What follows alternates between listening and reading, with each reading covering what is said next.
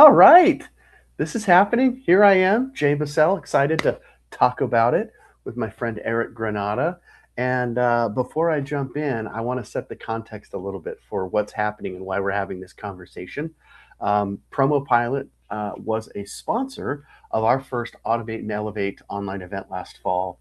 And Eric, you were fabulous and you joined us on a specific panel. You were one of the panelists for the Go From Pitch to Paid panel, and we had lots of fun and we had multiple guests, but there's always limited time on panels. And so I felt like, we kind of scratched the surface and we had a good time, but maybe we could go a little deeper. So today we set aside some time and we're going to cover a couple of questions. One might be a slight repeat, but the others are all about the AI, the smarter workflows. And I want to get into this with a little bit more what's the right 2026 word, intentionality, so that we can have this practical conversation with Eric. My job is not to sell anything. This isn't about hyping up Eric or Promo Pilot or jumping into a demo. Quite different. We really want to have the conversation. We really want to figure out in this discussion how automation actually shows up with the application in real promo, print, and apparel businesses. And so I know Eric has been swimming in that pool for quite some time. He has been working directly with teams and trying to turn these ideas into income. And that's why I respect you so much, Eric, and thrilled to have this conversation. So I hope that all makes sense. And here is my friend Eric Granata. Eric, how are you? And tell us a little bit more. Who are you? What are you doing? Well, I am doing well, Jay. Thank you for having me. So, for those of you who don't know me, my name is Eric, and I've been in the industry for about 14 years now, started on the distributor side. And the entire time in the industry, I have struggled with automation and this feeling that there's got to be like a better way to do some of the administrivia and let's call it the mundane work, right? And that has led me down some paths over the years to where I'm at now. I provide technology consulting, automation consulting, and services specifically to the print and promo industry. And I really like to talk about it. Yes, I know you do. So that's why I'm a little jacked up here. The geekiness is starting to wash over me.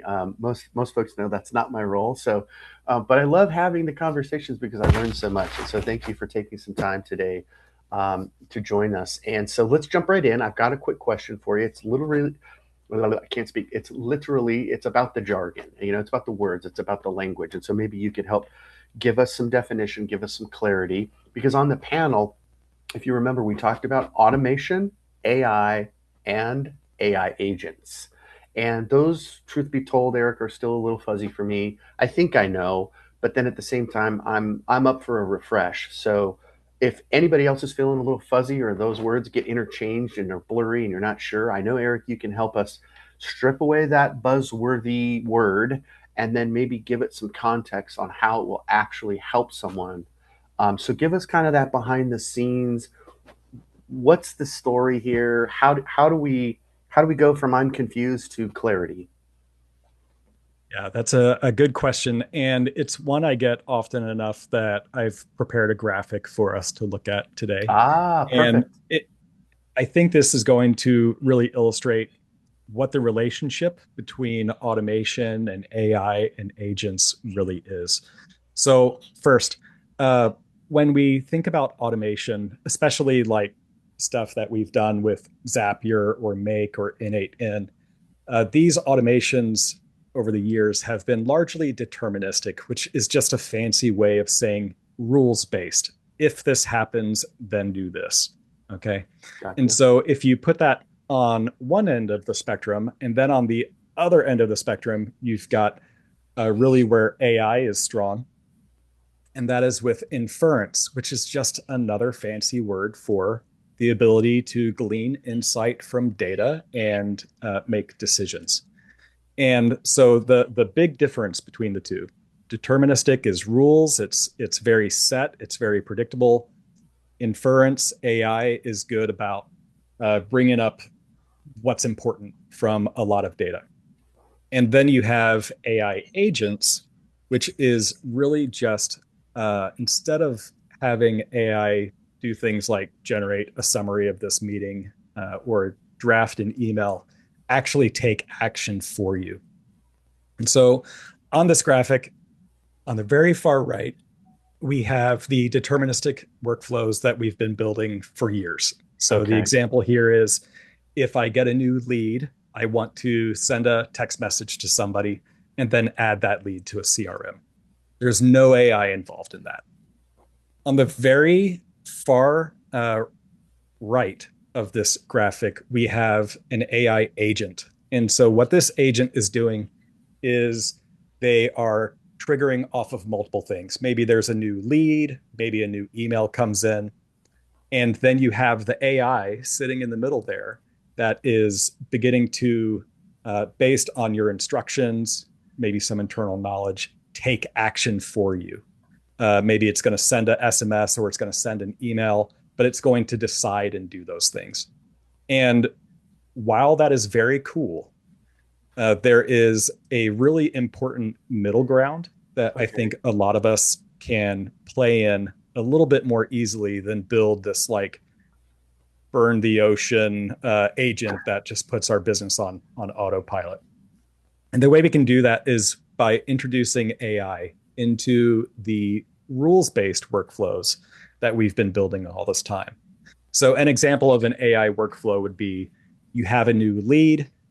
Maybe at that point, you ask an AI to write the message for you, then send the text message, and then add them to the CRM. So, we call those AI workflows, where we're just kind of folding AI in where it makes sense. Does that make Got it. sense so far? Yeah, no, it does. You are doing a fabulous job as a translator. Thank you.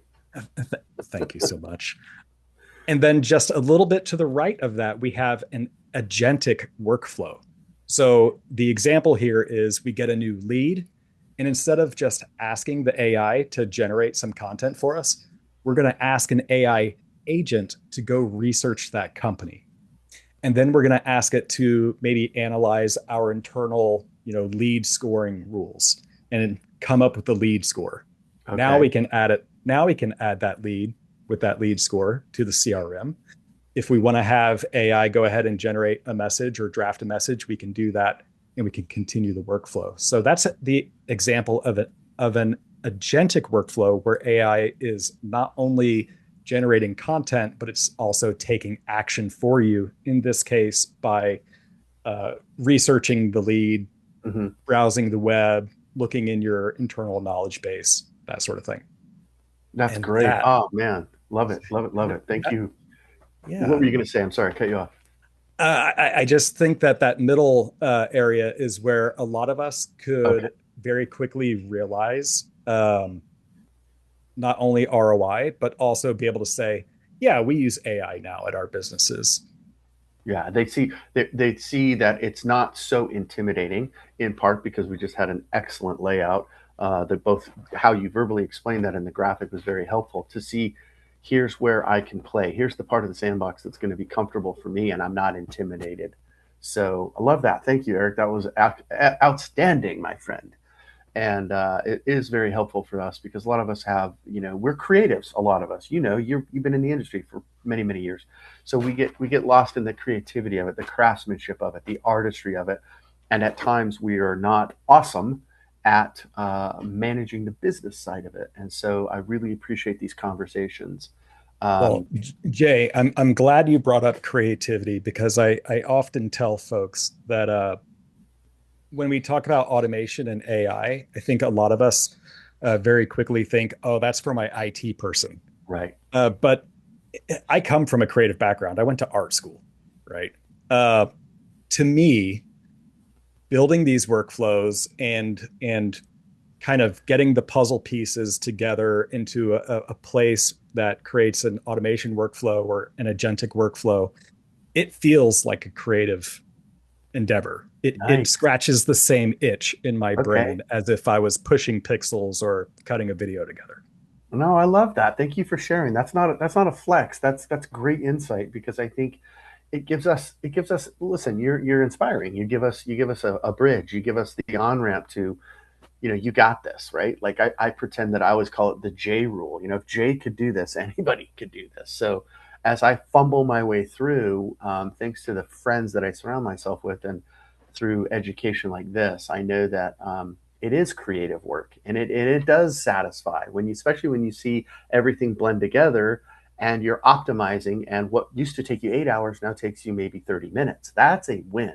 That's a creative win and an ROI win. So I love that. Yeah, Um, and nothing that I've described requires knowing how to program. oh, great. You just Perfect. need to know what process you're trying to work through, and and we've seen it with AI. The best prompt engineers basically just know how to communicate. Yeah, they're really good at asking really specific questions, and they're strong communicators. And I think we're all going through that still, and we're getting better at that process. But that's awesome. All right, question two.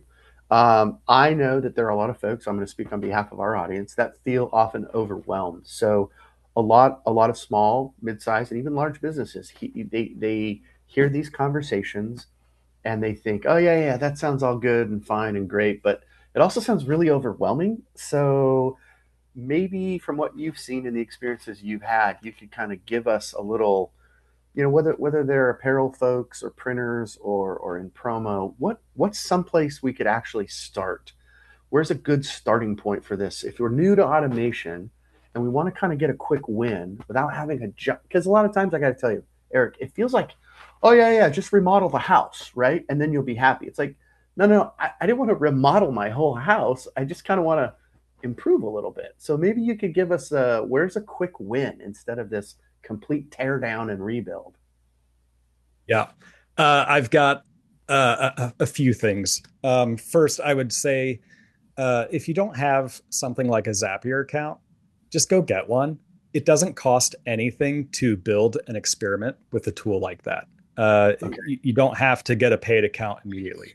And one thing I encourage folks to do is look at all of the applications that they already support, and they'll see some familiar faces from the industry within that app directory. Very cool. And you might think to yourself, okay, I use commonsku, I use Microsoft Outlook, etc.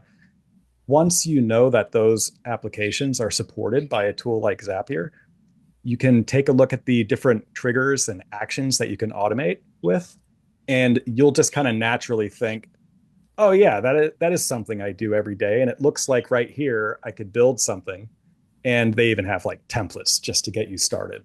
Mhm. But what I want to stress is it doesn't cost anything to build an experiment. You're not getting your credit card out until you're turning Yeah, something on. love it, love it. That's awesome. Uh, So I, is there I anybody else we might recognize? Like, is like I don't want to get ahead of myself or you because you're probably going to explain this, but like, is there an email? Is there an obvious low hanging fruit email solution or something like that that we might pick up at Zapier? uh, I'll tell you one that seems to be pretty popular is doing order status updates. So this would be like, my sales order just moved to the ready to invoice stage, and so I need somebody on my team, or maybe even the customer, to get an email that alerts them to that. Maybe provide them a link to it. That one's really easy. The workflow that I encourage people to build for the first time if they're just getting started is something like a big deal alert or like a bell ringer alert. So the way this looks is I just sent a presentation, or sorry, I just sent a sales order Uh-huh. uh, for, let's call it $10,000, which we would consider a really Yeah, good deal, and I definitely. want to I want to celebrate with the team and post something in Slack when that happens. Ring the Okay. bell. We just did a $10,000 sales order. It's a really simple one to put together. It would I take love you it. just a few minutes to build, and the only way you have to think about it is what's going to be the trigger. And so you think, okay, well, I sent somebody a sales order. The trigger could be something as simple as an email, right? I sent an email and it's got a sales order and it's $10,000. The very next thing to do is send a Slack message or a Teams message. It's two or three steps max. Yeah. But I think that's it. It's a good way to get started because it's not Yeah, so intimidating as some of the larger yeah, I was just work. going to say the same thing. You took the words out of my mouth. Doesn't sound intimidating. It sounds almost like it's confidence building. Like if I can do this little thing that's fun and actually kind of, not it's gamifying it a little bit, which is always a behavioral twist that we love. We love that little, that little hit of dopamine that says yes, and share that with the team. Obviously, that's a cool example. I love that. Any other practical examples, Eric, like that you might want to drop? Another easy one that is helpful when you need it is if let's say an order in Shopify gets canceled, I need to alert somebody on my accounting team to get a refund going. Really easy. Shopify, when an order is canceled, Mm-hmm. next step, send an email or do a Slack message, that sort of thing. Really easy stuff like that. I'll tell you one that I use myself that was easy to set up, but I'm really grateful for it. Is I get a text message 5 minutes before any meeting starts. That's on my calendar, and I know I have calendar alerts; those are fine. But anytime I get a text, I always look at it and hear it. Like it just hits me a little differently. And so I Yeah, just made a zap. I just made a Zapier workflow for myself so that 5 minutes before any meeting starts, I get a alert on my phone. very cool. Okay, I shouldn't deviate, but I have to because I'm so intrigued and so curious about this conversation. So, you correct me as the guide. You're the man. I'm not. I'm the student. You're the teacher. It's got to be at least 8, maybe 9, close to 10 years back. I was very, very into Twitter, building my Twitter presence, all in on Twitter, loved Twitter, still do, but I've definitely faded comparatively. And I found this tool that was I think it was called If This Then That, Yep. and so I set it up that if any tweet that came in that was a new follow, it would immediately send a reply to that person that said, "Hey, thanks for following me. This is who I am. This is what I'm about. I love talking about tacos or whatever, and appreciate the follow." That was it. And I figured that's going to save me a ton of time. It's really easy, and it's going to be an engaging little quick hit. And so I have a funny story though to finish with. I ended up turning it off because you never know who follows you on Twitter, and you may not want to thank them. Uh, if you know where I'm going with this, there could be some deviant behavior that somehow starts to follow you, and then it looks like you're saying, "Hey, thanks for the follow," and you're like, "Whoa, no thanks for that follow. I don't want it. I don't Yeah. want any part of I this." I love that example because the very first Zap I built was I was in charge of social media, and this is before I came to the promo industry. But I was in charge of the social media, and I got tired of posting on Twitter and then copying and pasting it on Facebook. So the very first one I built was if I post something on Twitter, post it on Facebook. Ah, Little easy thing. Of course, yeah, now yeah, now we build sure. workflows that are way more complicated. But I think that all of us should start with a process that's easy for us to get our heads around. Hmm. Uh, Build that out, and I kind of think about it like I think of automation almost like a debt snowball, right? If I can automate 20 minutes of work a week, can I then invest that 20 minutes in skilling up and tackling a process that's maybe a little more complicated? Right, right. And then, free up some more time with that and then move on to more complicated things. Yeah, I think that's a great perspective, and I think it helps us focus on the momentum.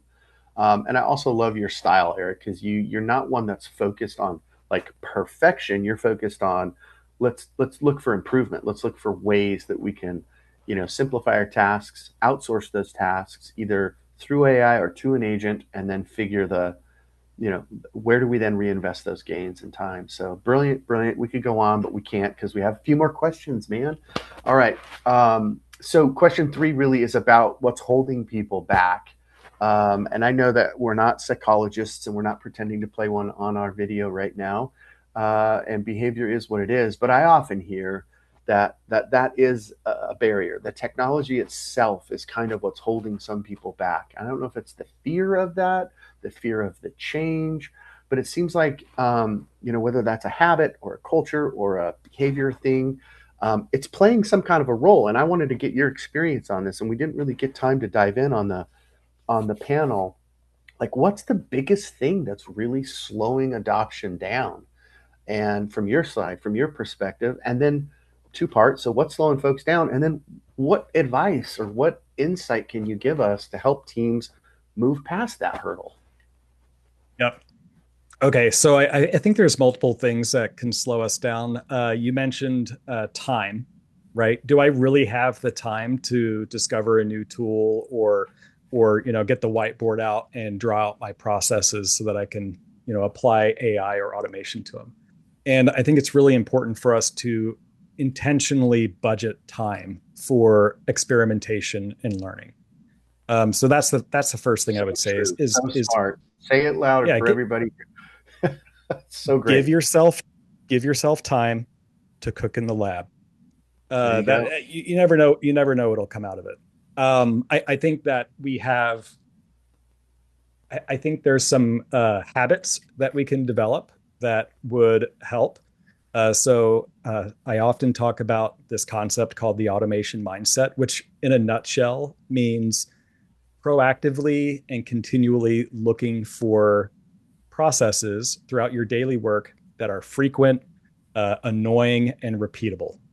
And if you find yourself in the middle of a process like that, keep a little notepad on your desk and write down, refunding orders. It's a pain. Uh, you know, Tracking low margin orders. That's a pain. Yeah, And then I gotta get you'll find yourself with a cool list of problems that you can tackle, and just start at one that sounds kind of easy and go from there. that's I, brilliant. I think I think there is some behavior uh, things to overcome, and I think that maybe you mentioned it a moment ago, but there is a fear around AI and automation, like it's going to take our jobs, or if it screws up for some reason, that could be really disruptive. And I think we need to address that as business leaders. Um, Yeah, I and agree. I agree. yeah, yeah, like I don't know anybody who's been fired for automating their work. So let Uh, me build on that for just a second, if you don't mind. Let me jump in, put a pin in it. We'll keep going. But I came back specifically from PPAI Expo in Las Vegas recently and the Impressions Expo in Long Beach. So the largest promo show and the largest apparel show, specifically looking for things that AI has changed or made better, and asking people, "Hey, is AI disrupting you to the point where you've had to let folks go, or have you, is this happening? Like we hear about these big scary boogie monsters that they're coming to take our jobs, and don't get me wrong, and I'm very empathetic to there have been people that have been replaced because of something got automated and they're out. I know that that could happen and it has happened, but from our side, in our tiny little swimming pool, it seems like we're a little bit insulated because of either the creativity side or the complexity side that I don't know of anybody, knock on plastic, because that's, or wood or whatever this composite is in front of me. Um, because hopefully people can see this, this is my public service announcement that I truly believe, like what you've already said, you've already touched on it, that these tools should free us up to become more creative and more focused. And so we should never see this as a threat. But sorry, I went off on that tangent. Eric, back to you. The threat and the behavior and people losing their job. That's about where you were. yeah, I think probably the most important thing we could do as business leaders is to enable the members of our team who have shown some sort of like interest in these things, whether Mm. it be automation or AI or both. Let's make sure they have the right tools and that they are like sanctioned, that they're not using personal accounts for work stuff, because that raises a bunch of issues. But if we can get them the right tools and accompany that with some guidance on Mhm. how to use those tools, or give them the resources to know how to use those tools, then we will be able to affect the culture in a way where experimentation is encouraged. Uh, I've heard of companies like hosting hackathons with ChatGPT. Like, hey, everybody, we're going to take a few hours on Friday, order some pizza. We're going to do some stuff in ChatGPT and then share what we found with each other. I think that would be a very cool thing to do. Wow, that's a great starting place. I love that idea. Yeah, I great. also I also think that as businesses, if we aim to be disruptive in our space, we need to be willing to have our own businesses disrupted at least a little bit first. Mm, great insight, great wisdom there. And that's not easy, but I think your words are very, very true. And it's easier for me to say that now, thinking through this. There's a lot on the line, and I think that the speed is what's attractive to me as a someone who's standing on the sidelines watching the speed that this can both affect our businesses, meaning how it can penetrate and help us go from A to Z quicker, so that we're able to do more of what we want to do. The fear in that is that now that we have more time, what do we do? And if it's just more work, that doesn't sound fun. So I think I love your pizza party idea with ChatGPT, and I love your spending time in the lab cooking up some crazy stuff so that we can experiment and we can experience and we can grow and find ways to better serve our clients, and find ways to make an environment that our employees thrive in and love. Like, so let's not lose sight of that. But wow, this has been so great, Eric. Listen, we could go on, but we just don't have the time. Thank you so much. I'm so glad we got a little bit deeper into these topics, and I'm so glad that we did it with you. The Elevate and Automate event was automate and elevate. However we say it, I always flip it around a few times, but this has been an elevated conversation, and I'm grateful that it was with you. Um, how can people get in touch? You sound like you know a little bit about this, and you have a website, so I know that there are going to be folks that are curious and want to go a little deeper. What's the best way for them to reach you? Yeah, check out the website promopilot.io. I blog there. I try to post something every couple of weeks. So if you want to like kind of get into the mind of Promo Pilot, you might find something interesting there. I'm on LinkedIn and I'm pretty easy to find. So just hop on my calendar and we'll pour a virtual coffee and get to talking. I love it. All right, my friend. Well, until we have our next event or until we cross paths again, thank you again, and can't wait to get this content posted up and have everybody learn from it. So until we meet again, Eric Granata, promo pilot, and look for the parrot. And he's got a great story about that parrot. Trust me. Thanks, Jay.